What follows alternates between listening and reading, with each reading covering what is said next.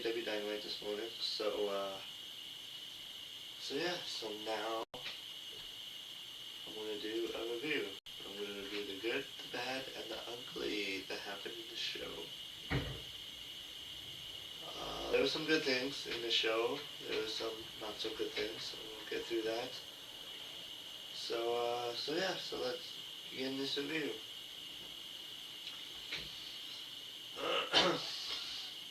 So they showed a pre-tape promo from Babes of Wrath and Mega Bad about the women's tag team title match later on tonight. And then there's a video showing an angle on Collision where FTR got into a fight with the Young Bucks.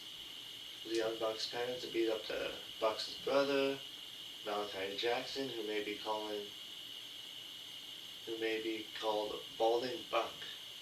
They hit a power driver on Balding Buck. The Bucks said their families would be okay because they are resilient. And then the first match to open up Dynamite was a 17-minute match. It was Jon Moxley versus Al Clone. This was a AEW Continental Title Eliminator match. Means that if Al Clone won, he would get a title shot. Jon Moxley's been in a lot of random matches lately. I think he needs to be in a storyline match. Like if this was a storyline match, it would make the match even better. But to me, it just felt like a random match. Like it was a good match. Don't get me wrong, but it was just kind of like a put together match with no story. Yeah. This was a 20-minute time limit match, so it went 17 minutes. It really showcased Clone showcasing his unique style. And it was the usual Jon Moxley match, slow paced, physical, where he took the beating and then found a way to win. So yeah, spoiler alert, Jon Moxley won. I didn't think it. I don't know if anybody thought Al Clone was going to win, but yeah, Jon Moxley won the match.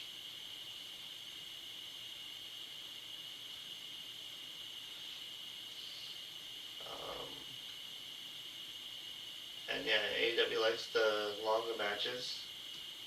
So it was a 17-minute match. Didn't really look like Clone had a chance to win. Although he was booked in a way that made him look tough to beat. And then afterwards,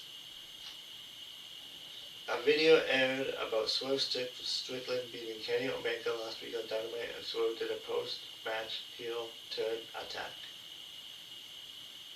So this segment I thought was great. Prince Nana showed up at ringside to yell at the announcers about Swerve Strickland being fined $100,000, and Swerve didn't care. Prince introduced Swerve, who stood on the commentating table. The fans booed Swerve and some shouted, "Swerve's house too." Swerve said he figured the sickos will enjoy what he did to Kenny Omega last week. Swerve claimed they reinforced the commentating table this week after he drove Omega's head through it. Swerve was mad that Omega called somebody the most dangerous man in AEW. Called somebody else the most dangerous man in AEW. Swerve said he's back in line for an AEW World Championship match. Swerve said Omega challenged him as a man and as a threat. Swerve said there's another EVP he took down and that he won't want him in his problems anymore. Swerve shouted, "Your mama, boy," and a fan in the crowd. Swerve talked about a conversation with Hangman and a Page at All in Texas. Page asked if Swerve if he regretted the bad things he did in AEW. Swerve said yes, but that was the most successful time in his career, so he chooses to live life with no regrets. Swerve warned the AEW roster that they are on notice and they can get clipped when he decides. Swerve said he'll take them down and remind them who the most dangerous man in AEW is. Swerve left. It was a really good promo. I think that'll probably be in my top 5 when I do a top 5 on Sunday. Swerve is good as a heel. So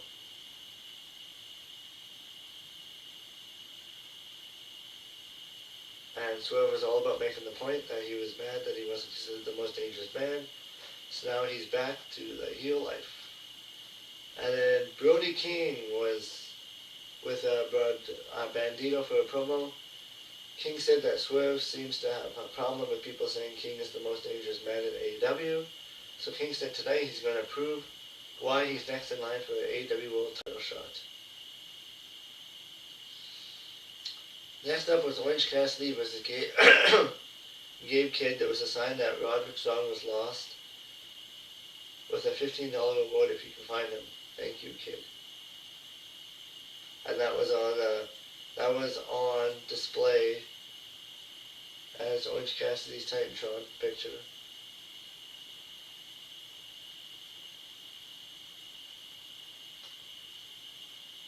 So this match I thought was kind of a random match as well.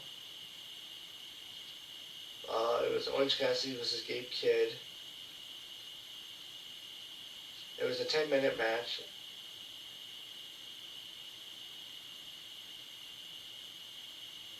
And they want to build up Kidd as a threat because of his rivalry with Darby Allin. So, so Gabe Kidd got the win. A rare loss for one of Tony Khan's favorite wrestlers, Orange Cassidy, who rarely loses like that.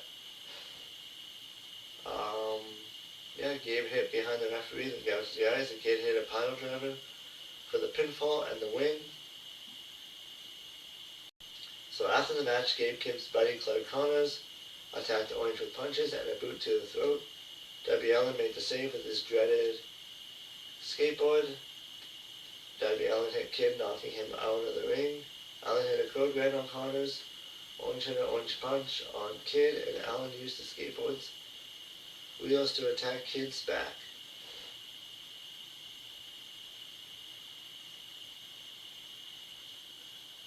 That would probably set up a singles match against Kidd.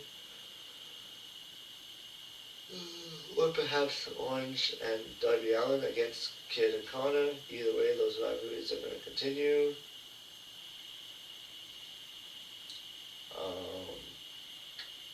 Next week on Dynamite, Thekla defends the AEW World Women's World title against Thunder Rosa. Thunder Rosa and Chris Statlander were interviewed by Renee Paquette. Rosa spoke in Spanish about taking the women's title. Chris told Rosa to be careful. Rosa and Chris are taking on Collision, which is taped after the show. Rosa ranted in Spanish and left. Renee asked Stat why she's concerned about Rosa taking this match, and Stat said nothing. So I thought this was kind of a weird segment.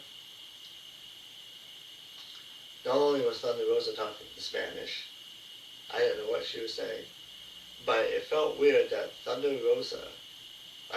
Chris Statlander, who's a former women's champion, she was a former champion,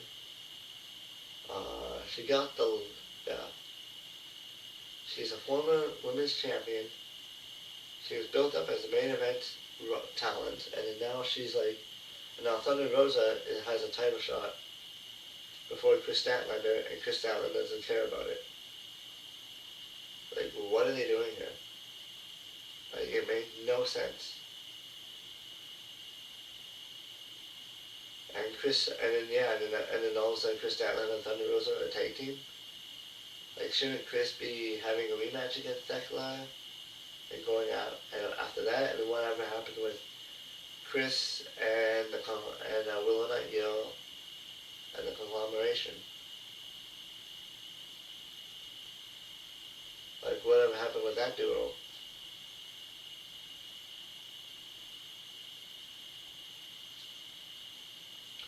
But yeah, so this made no sense. And then, if they're gonna do a Spanish promo, they should at least do subtitles in English so we know what she's saying. Because not everybody speaks Spanish. But yeah. And then the next match was a random match. It was Kevin Knight versus Mansoor. Which Mansoor, I don't remember the last time Mansoor's been on AEW Dynamite. I think he's been mostly on Ring of Honor. So I get they're probably trying to push Kevin Knight as a single star, but it just, this match went 3 minutes. Knight beat the Beast bonus last week, so his momentum carries into the match. Knight is one of the third trio's champions. Nasir really wrestles on Dynamite, but when he does, he's there to lose. Yeah. Yeah. So yeah, so Knight went up top and hit a UFO splash for the pinfall win. Yeah, not much in that match. Easy win by Knight to continue his positive momentum, and so is part of his stable, but the poor guy doesn't even have his allies at ringside. Kevin Knight did a promo saying, "We all know Hangman wiped the floor with MJF's us." Knight said that after Hangman wins the World Championship, he wants to be the first challenger for that belt. And Knight said, not only is he the future, but the Jet is the here and the now.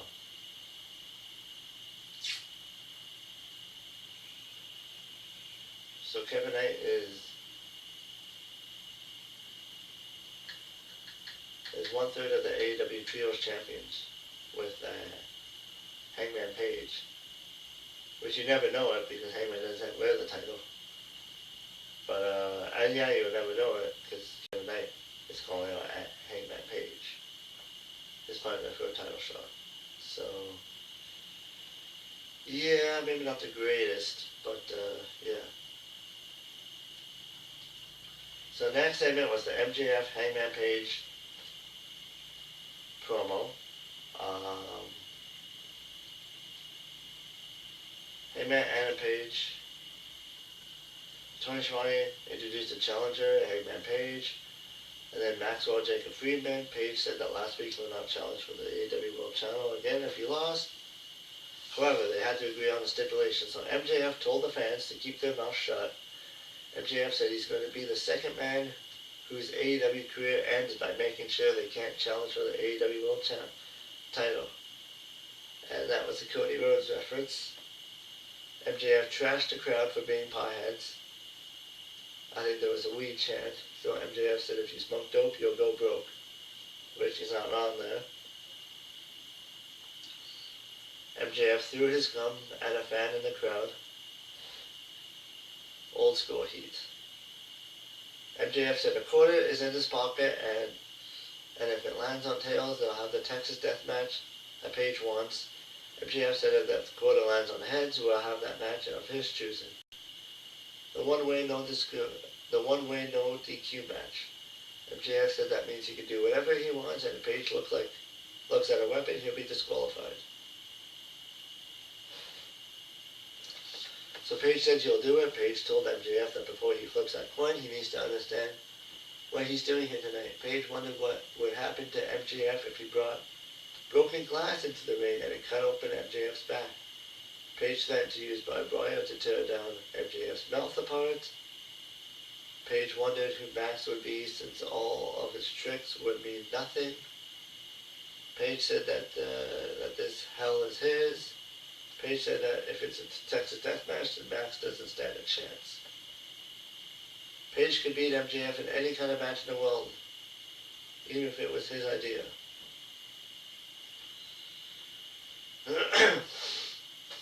Page said he put his entire future on the line because he wants this to be it. Page said he wants to leave absolutely no doubt about it who the better man is. And if you can't beat him, then he doesn't deserve the championship. That led to the Page said he knows him. So MJF says he was feeling lucky as well. MJF flipped the coin. Tony called that the coin was heads. So Tony said it would be a one-way DQ match. Page told MJF to give him the quarter, and MJF said he wasn't giving him the damn thing as MJF was about to leave. But Mike Bailey, Kevin Knight, Brody King, and Bandito stopped him. Page said there's no way a crowd like MJF would leave. Bad news, everyone! Would leave this to chance. King took the quarter from MJF. Page examined both sides of the coin and revealed that it was a two-headed coin.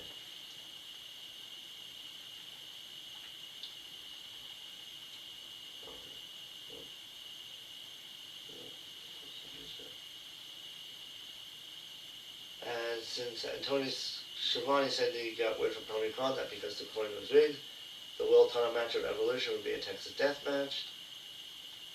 So I don't see the whole point in the stipulation. Like, if the whole plan was for a Texas Death Match, what was the point of this segment? But I guess they wanted to. But I guess it made. Yeah.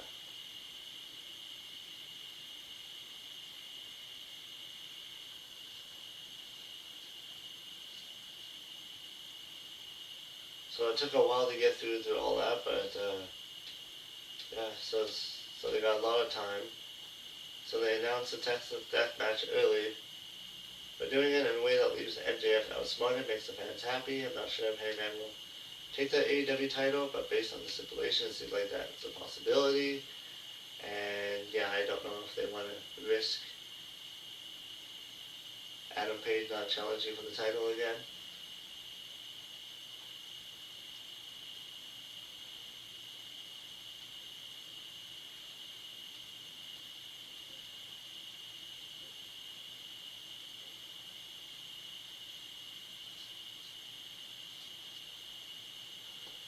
But Heyman's title reign last year was way shorter than it should have been.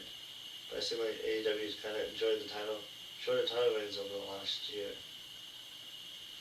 So the Brawling Birds duo of Alex Windsor and Jamie Hayter did a promo after the win last week. They went there to shake hands and have a jolly good time. They beat the piss out of people. Hayter and Windsor agreed to say that they don't give a flying F about other teams, and they left to have a pint, aka beer. So this next match,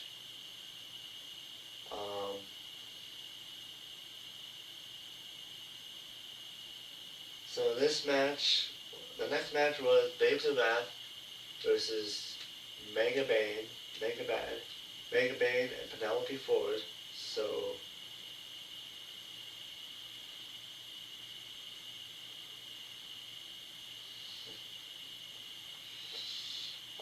this match, this match only went 8 minutes, but the Babes of Wrath won in a disqualification because Penelope Ford was legit injured, so they had to stop. So they had to improvise a finish.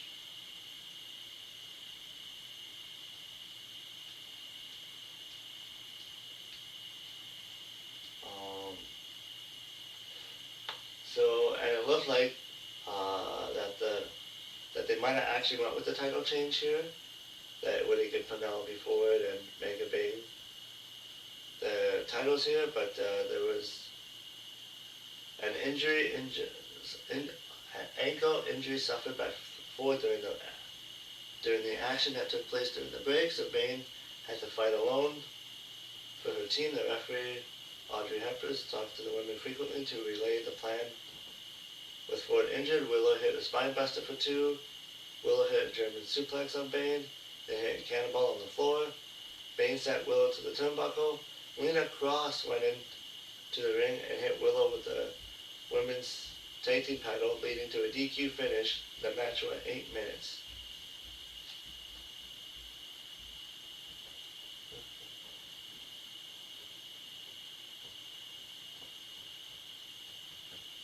So that sucks for Penelope Ford because she's an AEW original, and yeah, she hasn't really been pushed the greatest. So if they were going to do a title change,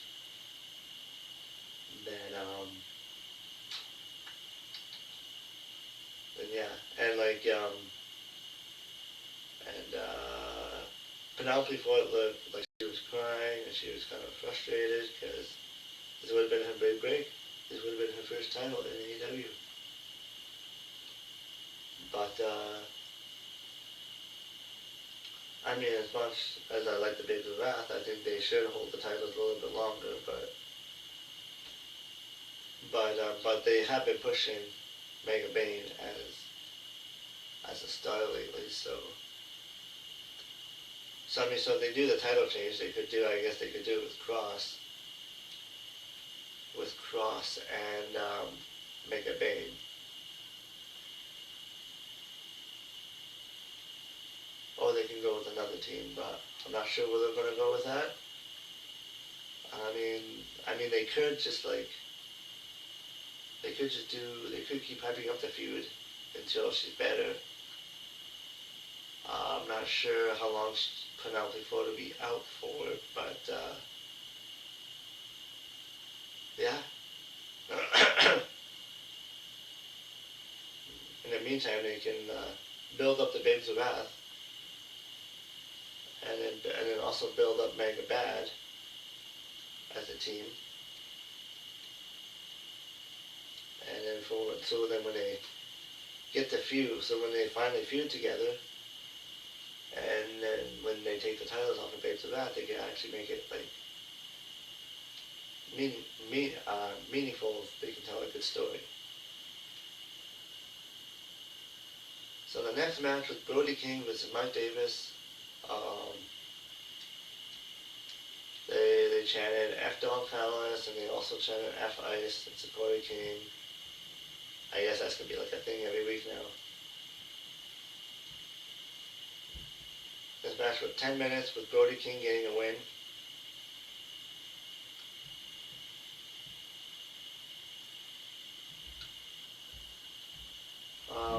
Yeah, Brody King won with two lariats for the pinfall win after 10 minutes. I don't remember the last time Mike Davis actually won a match. I don't think he even won a match on Dynamite yet. But yeah. So that was that.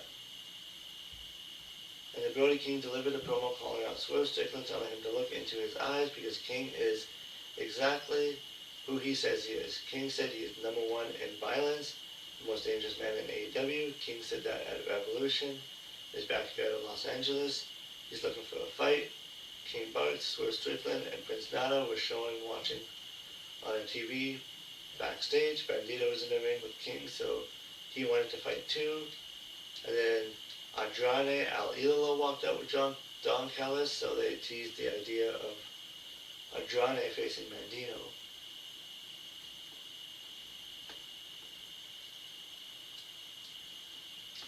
And then the TNT champion Kyle Fletcher was interviewed by Renee Paquette. Kyle addressed Tommaso Ciampa, saying that the TNT title is his, that Ciampa came up short. Kyle said, it's Pinky and that belongs to him. AEW International Champion Okada approached Kyle, noting that they have both been champions, and unlike Tashishka, Okada proposed that they team up on Collision at Proto Krita, and Kyle shook his head. They were happy. So, the next match was the 10-man Mile High Madness Anything Goes tag team match. Jack Perry, the Young Bucks,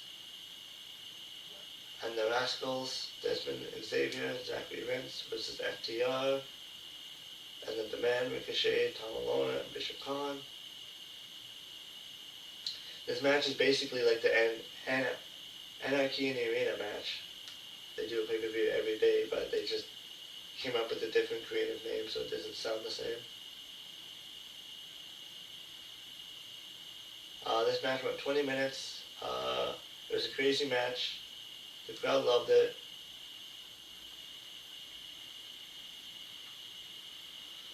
It was an entertaining match, but yeah.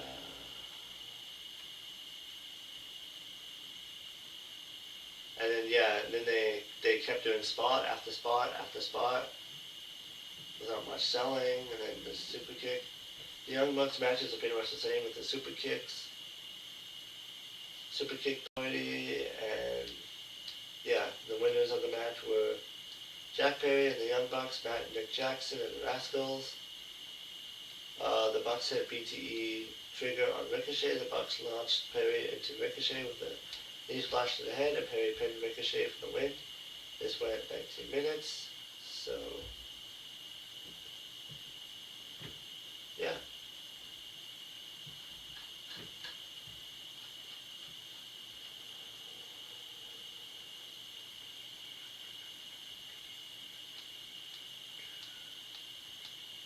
So, well, I thought the good in this show was Swerve Strickland's promo. I thought that was really good.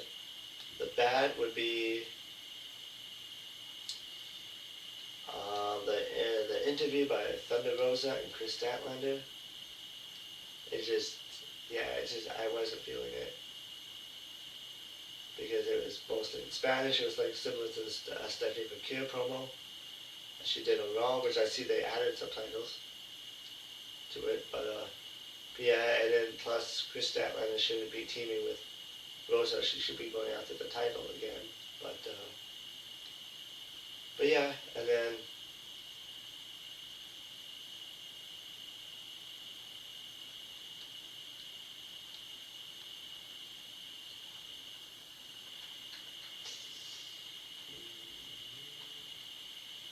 the ugly would have to be probably the Kevin Knight and Mansoor match because it was just a random put together match.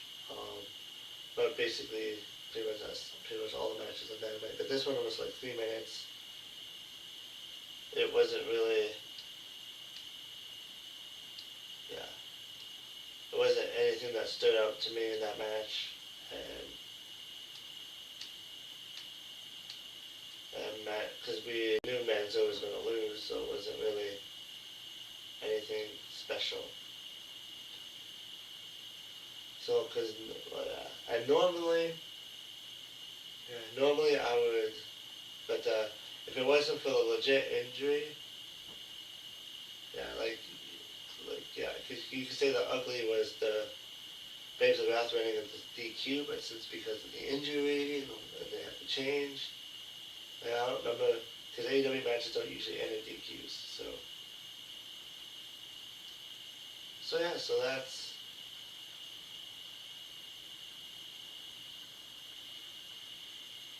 for the best match of the night. If you like flips and crazy spots, the Mayhem match, the Mile High Madness match would be good for you if you like a lot of spots and flips. But yeah, so that's my AEW Dynamite review. Um, yeah, it wasn't the best show, but it was a decent show. So definitely feels easier to watch sometimes with than than some WWE shows. But yeah, let me know what you think about this review, and let me know what you thought about Dynamite, and I'll see you in the next video. Bye.